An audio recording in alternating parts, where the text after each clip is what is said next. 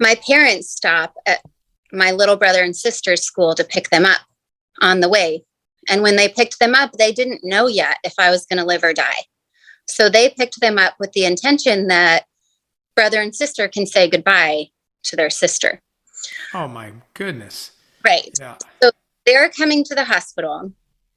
Then they get the phone call from the ambulance like, hey, she's talking. Hey, she's alive. We'll meet you there.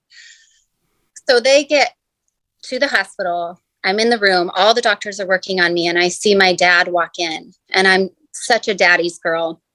And it's the first time I cried when he walked in. And I said, Daddy, I'm so sorry. And because I knew he would be heartbroken, it makes me now to think about it. And I knew I had put them through so much already the year before.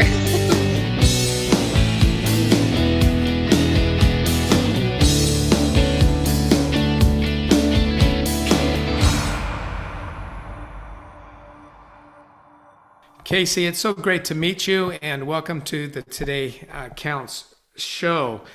I want to just jump right in because there's going to be so much to talk about. Let's talk about the 8 minutes in the library. Okay. I found myself in the library on April 20th, 1999. I was a junior in high school. I was 17. And for whatever that reason that day, my friend had not come to school. So typically, every day that year, we would drive to my parents' house for lunch, where my mom would have lunch waiting for us. We'd eat really fast and drive back to school. But on this day, I couldn't find my friend Lindsay. So I wandered the school looking for her. And at the last minute, decided I don't have time to go home. So I made my way into the library for the only time that whole year. I scooted to the back in a chair and kind of sat down with a magazine and just started reading to kill time. When we started noticing some noises outside, and I looked outside to see what the popping noises were, and I didn't notice anything. So I went back to my magazine. And just another minute or two later is when a teacher came running into the library, screaming at the top of her lungs for everybody to get down and hide. Get your heads under the tables. There are boys outside with guns. And I really just froze for a second because this can't be real. What is she talking about? And then it was so obvious from the panic in her voice that this was happening. And I got up from my chair, ran about 10 feet in front of me to this long row of computer tables that were sectioned off. So I got under this little cubicle that really just fit me and pulled a chair in next to me. And I thought, oh, I've got the greatest spot. They're never going to find me here. And I just started praying. So the teacher's screaming, everybody's running and hiding. And there weren't even more words to say than God help us. There was nothing else to ask. It was so terrifying. And I just got stuck in that prayer. And people say when you're in a life and death situation that you can see like a photo album of your life flashing in your mind. And that's what happened to me. So I saw people in Mexico or in riding the horses with my sisters or at my brother's hockey games. And then the shooting got closer and closer and the boys entered the library. Oh my gosh. So as they came into the library, there was this, I'm going to try to explain it, a rolling feeling that came barreling in front of them and felt like it punched me in the stomach. And it was this heavy, evil, terrifying feeling, so overbearing. And as that came, I just prayed harder, God, help us. God, help us. And right then I felt a hand set on my left shoulder, on my back. And I thought, nobody else fits under here with me. Who is that? Wow. And so I turned around to look and there was nobody there, but the hand was still firmly pressed upon my back. And with that hand came this complete peace that seemed to shove away that feeling that had rolled into me. And with the peace came this knowing that I would be shot. I didn't know if I was going to live or I was going to die, but in that moment, it was fine. It didn't take away the fear. It didn't take away the horrific scene or feelings I was experiencing, but I was okay. And the hand was on me. And just another minute or two later, I looked over my right shoulder, and crouched down about 6 feet behind me was the shooter. And he had a very big gun. He pointed it to the boy who was hiding in the spot next to me. And I knew I would be next. So I turned away, waiting my turn. He killed the boy behind me, shot me, and the impact knocked the wind out of my lungs. And he told me to quit my complaining, but with much worse language. And I thought, he's going to shoot me again to make sure I'm dead. So I closed my eyes, quit breathing, and pretended to be dead. And he moved on. So a few minutes later, I'm still listening to where they are in the library and trying to figure out, when can I open my eyes and see what's happened to me? So I realized that they're far enough, and I look, and I have a 4-inch hole in the back of my right shoulder. It's gone through my entire shoulder, through my hand that was plugging my ears, straight across my neck. And all I could do was try to stop the bleeding. I couldn't move my arm.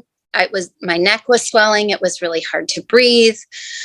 And then a minute or two after that, I guess the shooters had gone down to the cafeteria, and a bunch of the kids in the library ran out for an escape. And as they ran out, I realized I couldn't get up because my arm was hurt so badly, I couldn't push that chair out. So I asked for help, and a boy came to my rescue. He pulled me to my feet, and we ran out. My word. That's a lot. That is a lot. Okay. Tell me about your life prior to those 8 minutes in the library. Sure. I am one of 4 kids. I'm the second born. I had an older brother. Then there's me, a little sister, and a little brother. And I am the quiet one of the bunch and the rule follower, and typically never got in a lot of trouble. I loved riding horses, and I really dreamed of this. Cinderella was my favorite movie. So that's the life I wanted. I wanted to grow up and meet Prince Charming and be the beautiful girl in a dress. And my life would be so great, is what I thought. So while I was dreaming of hitting home runs at the bottom of the ninth, you were dreaming of being a princess. Yes, Cinderella, for sure. Okay.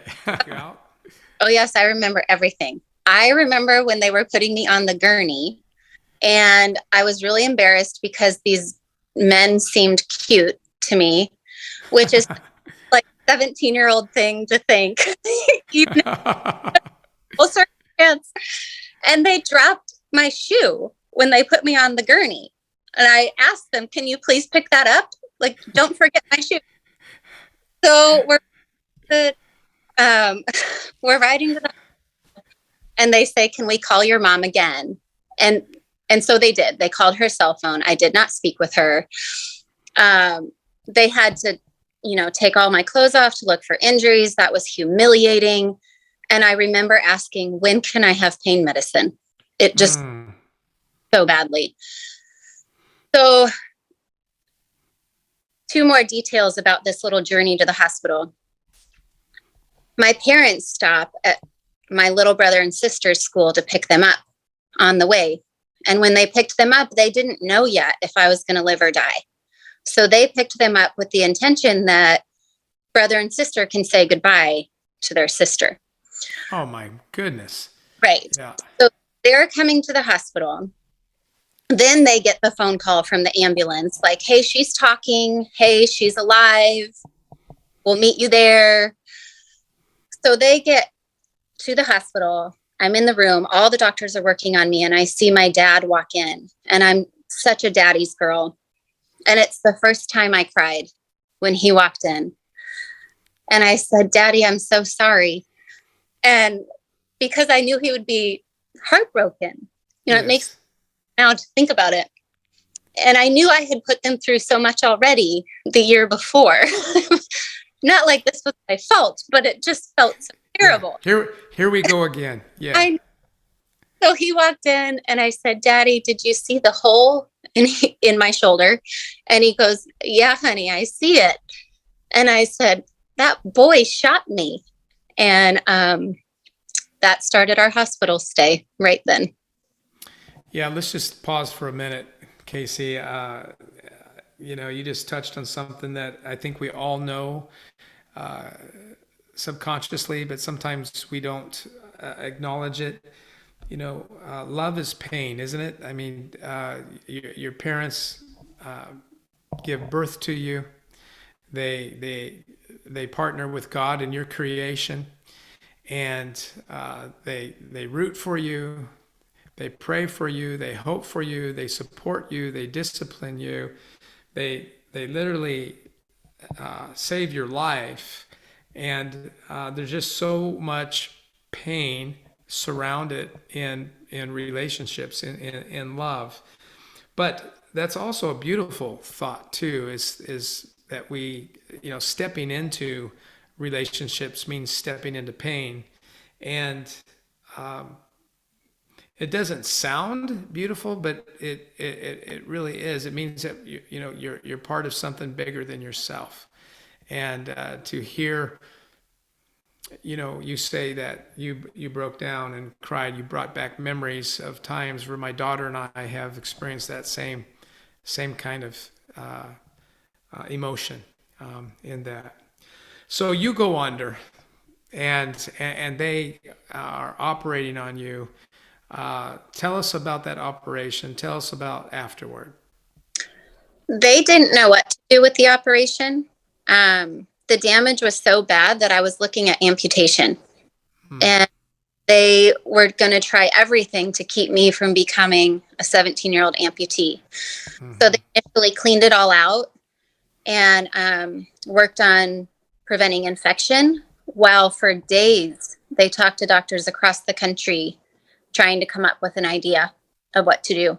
The bones looked like dust. There's this x-ray. It literally looks like a cloud of dust. There was no structure left.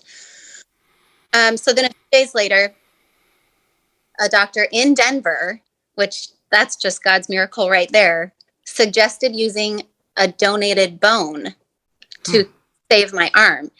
So I've become a huge bone and tissue donation advocate because this young 16-year-old girl passed away in a car accident, but her bone gave me the opportunity to live with two arms.